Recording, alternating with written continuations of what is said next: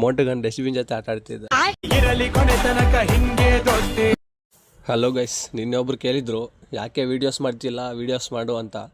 ಅದಕ್ಕೆ ನಾನೇ ಹೇಳಿದೆ ಮಾಡ್ತೀನಿ ಅಂತ ಹೇಳಿದೆ. ನಾನಿವತ್ತು ಮಾರ್ನಿಂಗ್ ಎದ್ದು ರೆಡಿಯಾಗಿ ಬಸ್ ಸ್ಟಾಪ್ಗೆ ಬಂದು ಬಸ್ ಹತ್ಕೊಂಡೆ. ಮತ್ತು ಕಾಲೇಜ್ ಕಡೆ ಬಂದು ಇವತ್ತು ಲಾಸ್ಟ್ ಎಕ್ಸಾಮ್ ಇತ್ತು. ನಮ್ಮ ಹುಡುಗರೆಲ್ಲ ಓದ್ಕೊತಿದ್ರು. ನಾನು ಹೋಗ್ಬಿಟ್ಟು ಈ ಮೋಟಿವೇಶನ್ ರೀಲ್ ಹಾಕಿದೆ. ಹೆಂಗ್ ಓದ್ಬೇಕು ಅಂದ್ರೆ ಹೂ ಆರ್ ಯು ಅಂದವ್ರು ಹೌ ಆರ್ ಯು ಅನ್ಬೇಕು.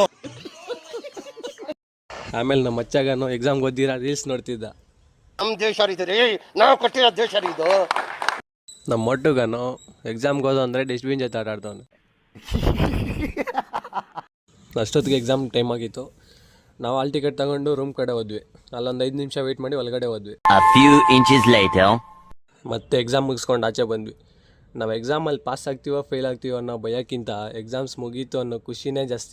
ದೇವ್ರು ನಿನ್ಗೆ ಒಳ್ಳೇದು ಮಾಡ್ತದ, ನಿನ್ನ ಜನ್ಮಕ್ಕೆ ಹೋಗೋ. ನಮ್ಮ ಫ್ರೆಂಡ್ಸ್ನ ಹೆಂಗೆ ಬರ್ದ್ರು ಎಕ್ಸಾಮ್ ಅಂತ ಕೇಳಿದ್ರೆ ಏನೂ ಬರ್ದಿಲ್ಲ ಅಂತ ಹೇಳ್ತಾರೆ. ಇವತ್ತಿನ ವ್ಲಾಗ್ ಇಷ್ಟ ಆಗಿತ್ತು. ಇಷ್ಟ ಆಗಿದ್ರೆ ಲೈಕ್ ಮಾಡಿ, ಜಾಸ್ತಿ ಇಷ್ಟ ಆಗಿದ್ರೆ ಫಾಲೋ ಮಾಡಿ. ಸಿಗುವ ಮುಂದಿನ ವಿಡಿಯೋದಲ್ಲಿ.